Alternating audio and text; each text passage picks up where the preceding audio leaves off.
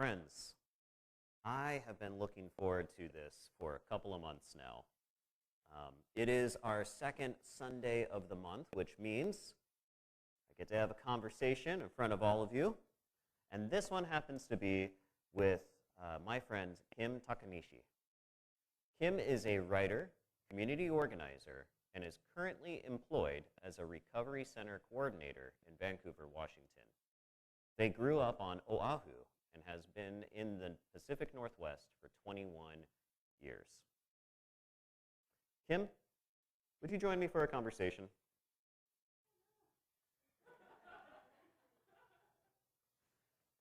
And while you're coming up, I'm getting my cell phone out. Everybody loves when you're having a conversation with them and you get a cell phone out and put it right on the table, right? That's the best. But I'm doing this, I'm putting a 30-minute timer on because I tend to get verbose. And this helps respect everybody's time. Yes, thank you. You're welcome. But I am going to put it face down because, you know, that makes it feel better. It does make it feel better, actually. Yeah. I can hear myself on the mic. Hello? Oh my God, thank you so much. It's so awkward, yes. Thank you. Now, one of my favorite questions to start off these conversations has been this one. The question is, how would you like to introduce yourself? And the reason why this has become a favorite of mine is because, you know, there's the bio, the intro that we think everybody wants to hear. And then there's the, well, this is actually how I view myself. This is who I think of myself as. So how would you like to introduce yourself? Oh, no. Okay. So my name is Kim Takenishi. Again, I grew up on Oahu, which is in Hawaii. I identify as non-binary. My pronouns are they, them. Let me check my notes to make sure I know who I am. The foundations of my community organizing was actually laid in Oahu. We have much more collective community, and so that is something that I bring both to my organizing and also just work and life in general. And yeah, I think I'm good. Okay. See, like, I think that's important, right? Some of us are immensely connected to the land that we grew up in. And that's part of you, right? True. It's enough of you that when you think of yourself and you're introducing, right? Yeah. Yeah. Thank you. Yeah. We're talking today about community. And so my question starting off is, for the sake of this conversation, how do you define community? Like, in particular, how do you define life-giving community? Because when we use this term, it could mean, like, this is the area I live. Sure. It could mean, here's my organization. Or, Sure. but what do you mean? So for community, I think that can be meant a couple of different ways. The way that it's applied for me as far as community organizing is very local. A lot of the work that I have done is in Vancouver, specifically because in Vancouver you don't find a whole lot of queer community gatherings there. So I think maybe folks who identify in the same or similar ways, folks who live in similar places or have similar interests, and then to expand on that, life-giving community, I feel, would be any group or function, anything to which one can belong, where you leave that space or those interactions feeling nourished and inspired and hopeful, and maybe that some of your public and secret joys have been ignited. Yeah. Yeah. I like that. Your public and secret joys have been ignited. I like that a lot. Thanks. Yeah. So what strategies have you used in order to engage in community organizing? Yeah, so the ways that I go about in community organizing is really deeply relational. So I'm going to look at my notes because I'm Super nervous. Hi, everybody. It's okay. Deeply relational. So at the most fundamental level, when you engage in community organizing, you're starting with individuals, right? I come to you and I say, hey, I've got this idea. What are your needs in this community and how can we fill it? You, for example, you come bringing your hopes and your hurts. And then I, as an organizer, as someone who wants to care for the community and nurture growth and things, need to be open to that and to be able to reciprocate, hold those hurts as they come out, if they come out, and reciprocate with my own kind of openness. Here is where I'm hurting similarly. Here's what I'm hoping for similarly, and then how can we be in relationship to expand and grow, the things that we need. So I have experienced this from you. Let me just say that's a terrifying way to organize community, right? Yeah. I mean, so for me, it's just natural, but also it does come with a lot of, I don't know if danger is the right for it, risk. It's risk. It's risk. It's vulnerable. It's very vulnerable. Right. Exactly. And I watch a lot of organizing be much more disconnected. Here is it's very top down. Here is what we're trying to do and how can people jump on to achieve this. And for me, it's more about what do you want to do and what do you want to do and what do you want to do or what do you need, and then how can we collaborate to build the thing, and then how can that evolve into whatever it needs to be next. Organizing with openness, it's risky, especially without discernment.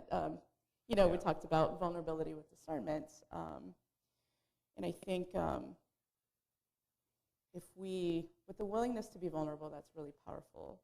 To be able to say what hurts, to be able to ask for what heals. Yeah. Because of rejection, because of all kinds of things, right? But also without the discernment of understanding, okay, this person who I'm speaking with might not be the best person to be that deep with, right? So not everybody that we're in community with right. is a safe person. Right, exactly, right. And so we don't want to, dismiss these people out of hand, but also exercising discernment when interacting, how much to be vulnerable, how much trust should there be. Usually your body will tell you. The thing about not exercising discernment is if we're, particularly in community work, exposing ourselves over and over and over to relational harm, it makes the work unsustainable. And if the work is unsustainable, then whatever good that we could do over time is just unfulfilled. Right. All right. I'm going to take this off. Okay. I'm going to dress like how we normally sit okay. down and have coffee. All right. And go on walks. Where's the coffee? It's in the other room. You're going to have to stick around for it. That's how we get you. Right? It's the coffee afterwards. Coffee afterwards and cookies. See? Fellowship and community. Right? Yep. So this is how I normally am. This is a little bit more vulnerable than wearing my nice dress shirt that I love. Right. And then wearing a stole. A stole is it's a beautiful piece of this space that we carve with each other. It represents the role that I'm in, but it can also be a barrier. So I'm going to be vulnerable, and I'm going to put the power differential that some of those clothing items represent aside. Okay. And I'm going to wear my Optimus Prime Transformers t-shirt. Love it. I was at a toy show yesterday with Brio and his cousins, and this is what I wore. And I'm going to wear my sweatshirt because we should both be comfortable in this. Right. Yeah. I think it's difficult. It is so difficult to be vulnerable when you're uncomfortable. Yes. And some of that is that discernment piece where like, oh, my alarms are going off. And some of that is, I think I'm hungry, right? Yeah. Or, I'm just feeling fidgety. Sure. Sweatshirts feel like a hug to me. Yeah. Yes. So this helps with my own regulation. Yeah. I think when it comes to community building, like one of the pieces around vulnerability is it helps to practice group awareness, like awareness of the folks who are around you, to pay attention to what's stirring up in you and maybe what they need or how they're doing. But it's also important to pay attention and take care of your own self. Right. If I'm hungry, if I'm thirsty, if I'm anxious, you know, I'm going to be more likely to take things defensively, more likely to not receive what you're actually saying. Or, as a talker, here's one of my biggest faults. You want to hear it? And I want to see a show of hands if any of you can relate. When the other person's talking, what do us talkers start doing? We think about what we want to say next.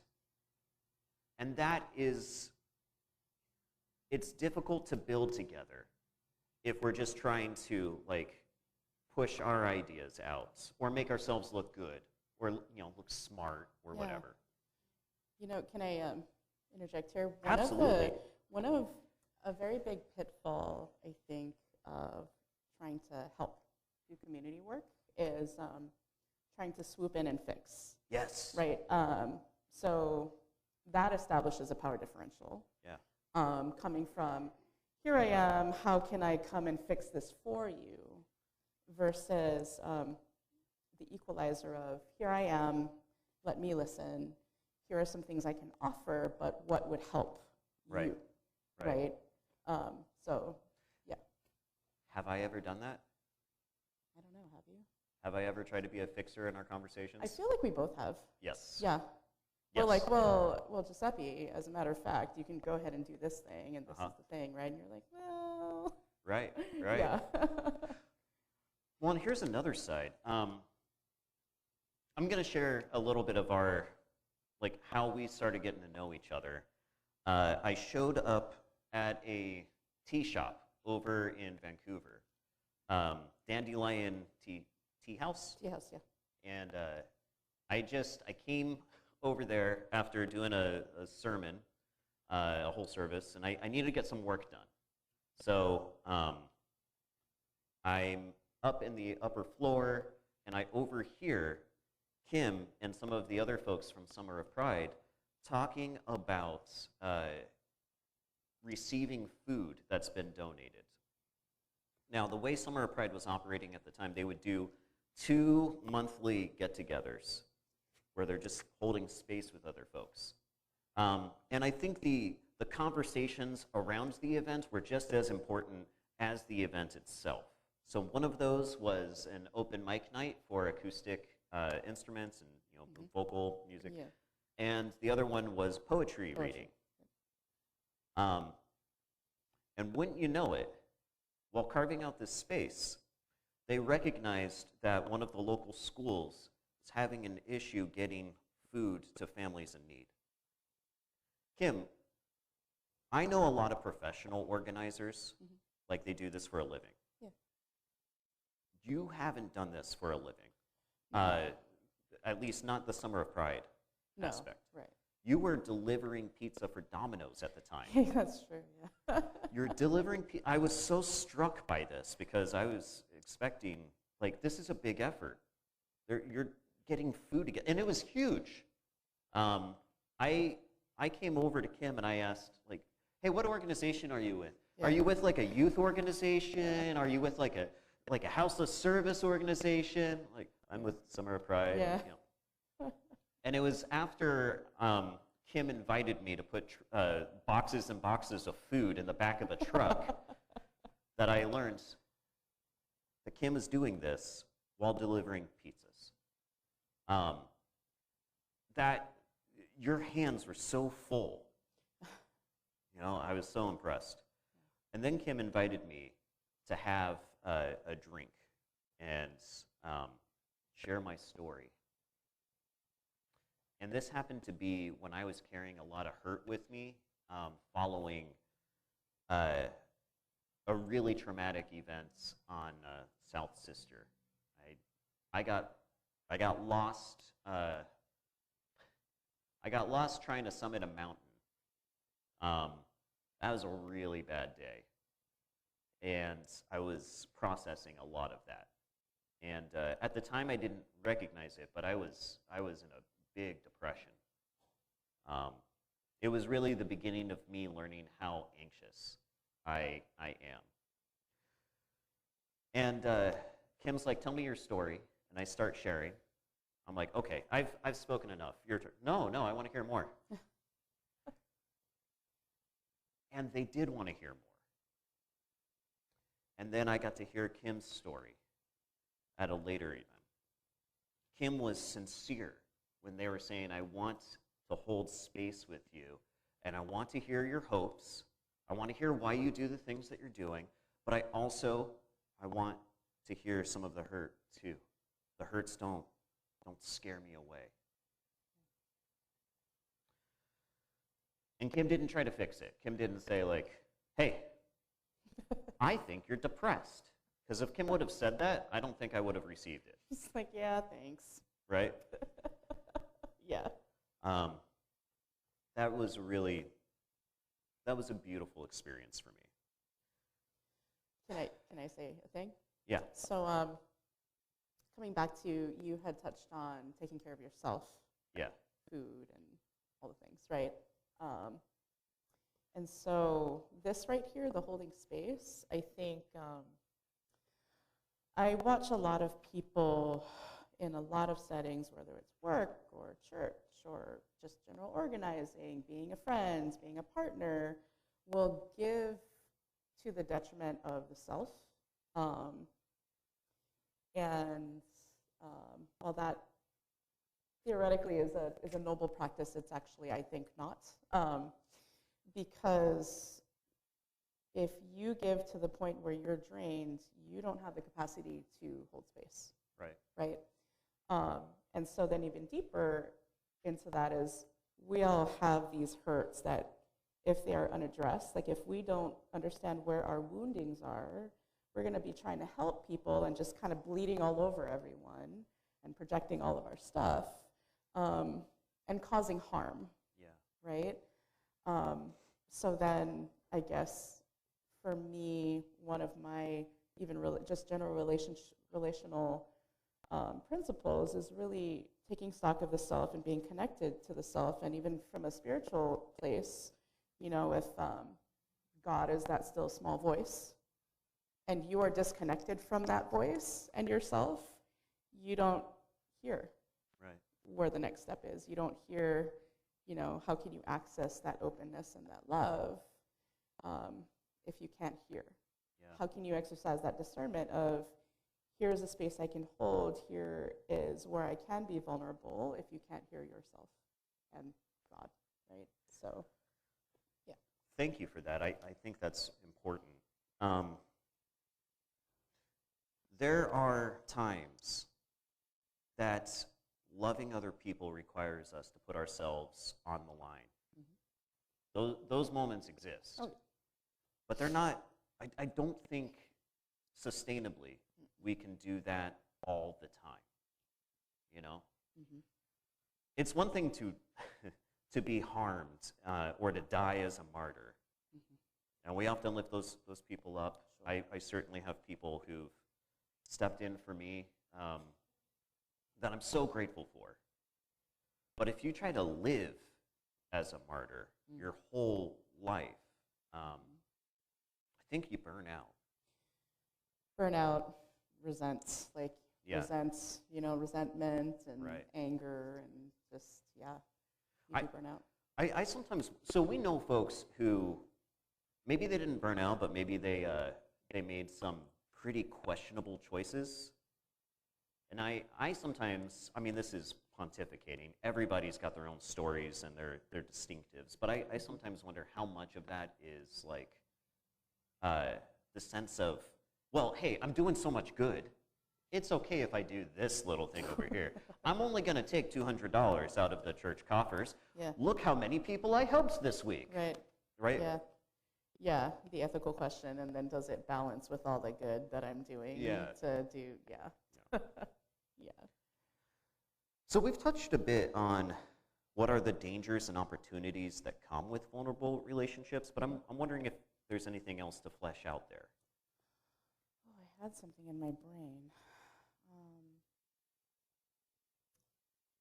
I don't know. It ran away screaming. Okay. Yeah. So I'm going to call out one thing that I've seen in our relationship. Sure. So there have been times that I've shared an idea or an experience that was something I was processing, and Kim was able to point out how it was hurtful or unhelpful. And I think if you would have done that day one, you would have been in the right. You would have been in the right to be like, I actually think you're being paternalistic with this. But getting to know me and building relationship with me, I was much more capable, I think, of taking that in good faith. Sure. Like, I know you well enough that I know you care about me. Right. And you care about what I'm trying to do. Yeah. So I was able to receive, I actually think you're being kind of problematic here. Sure. Yeah. And it's, again, organizing, advocacy, basic relationships, to me, it's all the same thing.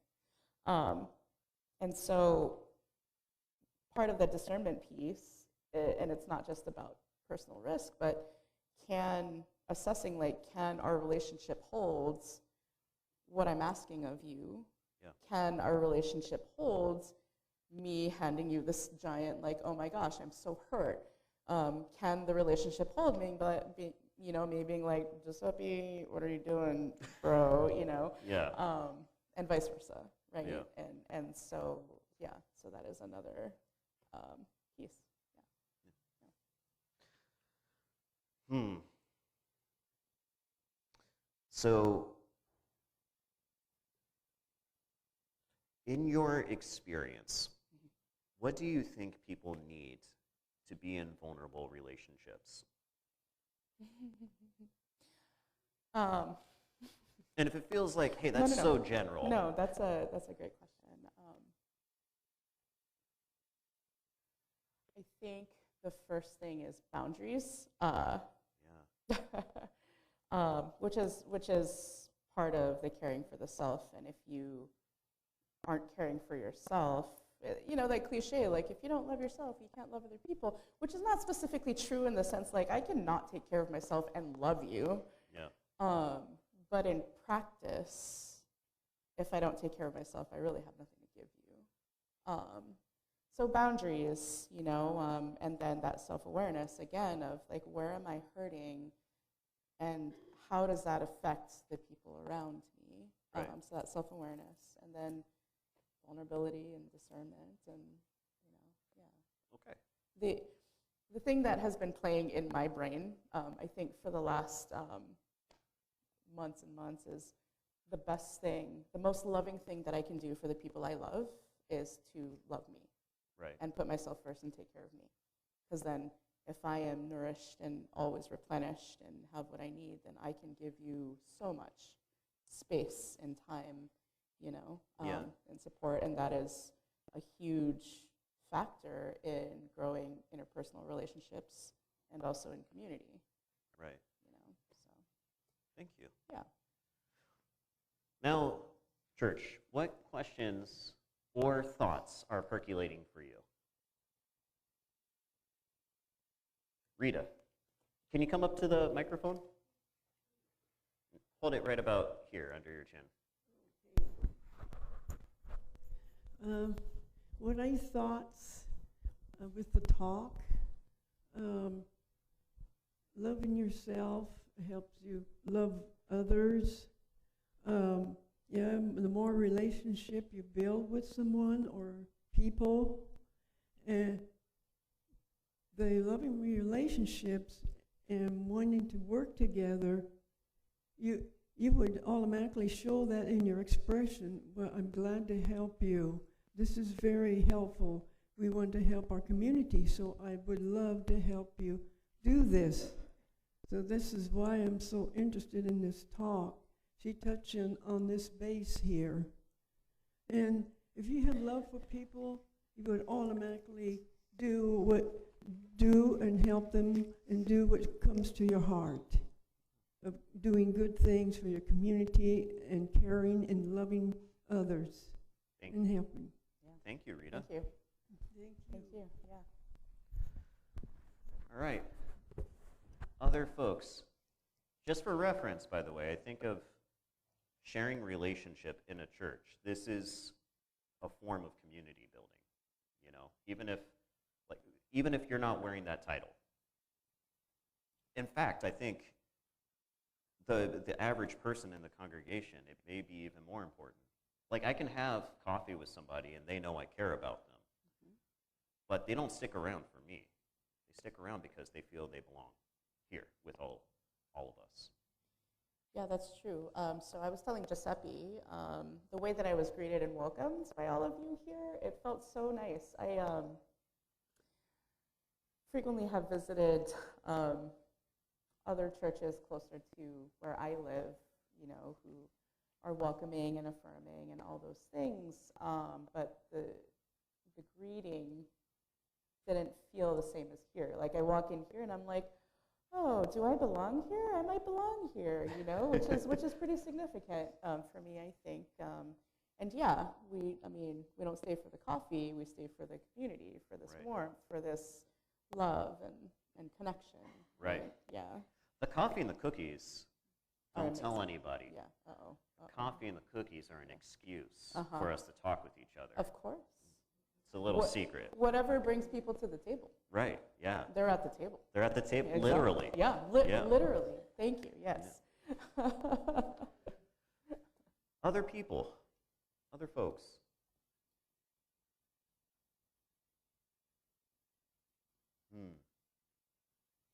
Now, I want to bring up one of the more interesting things that have come up in our conversations. So our society's been having a conversation around cancel culture, Okay. right? Oh, no, yeah. Yeah, oh no.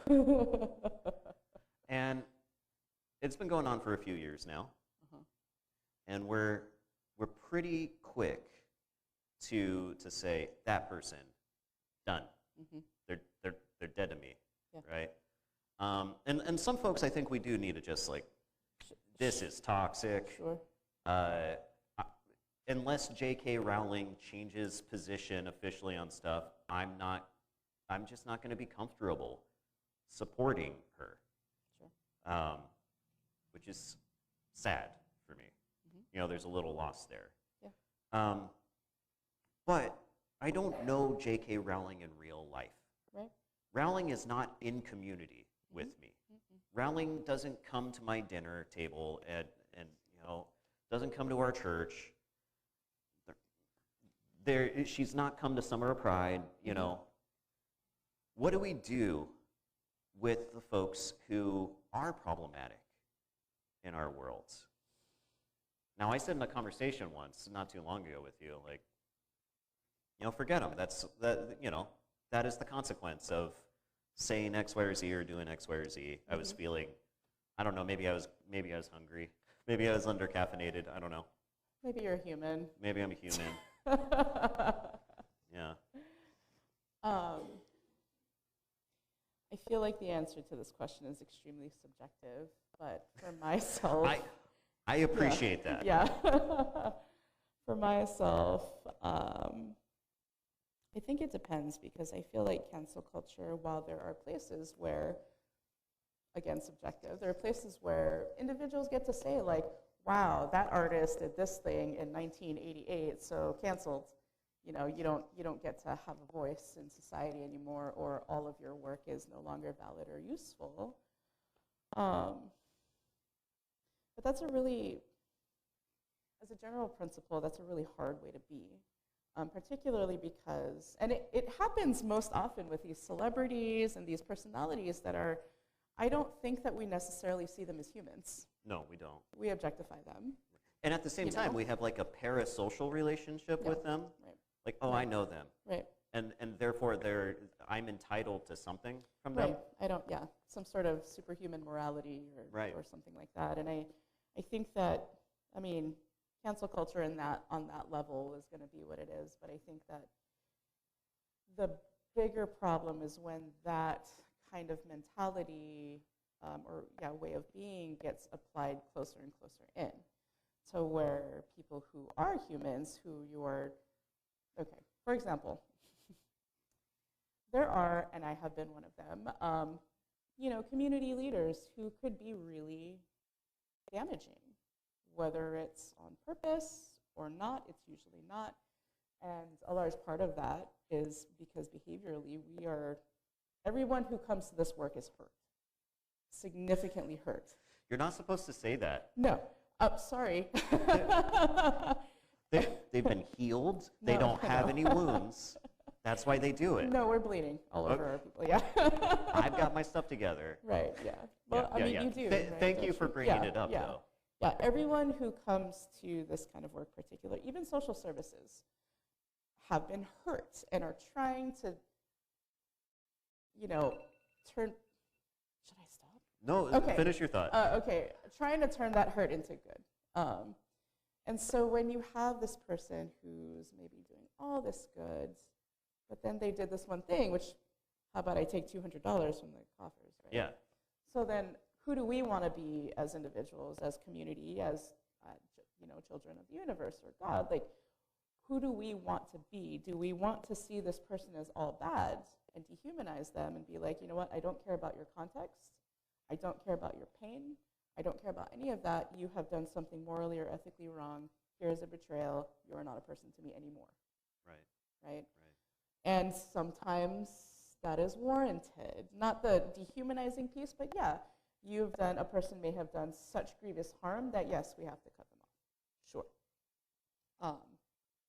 But as a general principle, I think, is that the question I would ask is that who we want to be? Is that how we want to approach community? And is that how we want to be viewed as imperfect beings who are hurt? If we make a mistake, do we want the people that we love to cut us off? And then expanding into, the Christian faith, if we make a mistake, I want to say what's the policy here, but yeah, what's supposed to be the policy around here? Making mistakes, guys? Right, and then it's living your values, right? Right. So. We're supposed to be forgiveness oriented. Sure. And that doesn't mean that you have to reconcile with an abusive spouse. No. That not what we're talking about. Yeah. But not everything rises to that level. Right. In fact, most things don't. Yeah. Kim, thank you so much. Yeah. Sorry, I got very loud. Very, very aggressive moment here. Thank you so much. I appreciate you greatly. Yeah. May we talk to you after the service? Sure. Okay. Yeah. Now, I'm going to bring up one thing. We're learning about pronouns and how to talk to one another. My request is please practice what we already know, and don't ask him to answer all the questions around non-binary identity. This is my request, not Kim's request. You can ask. Okay. But thank you. Thank you for letting them know they can. But you can ask. Okay.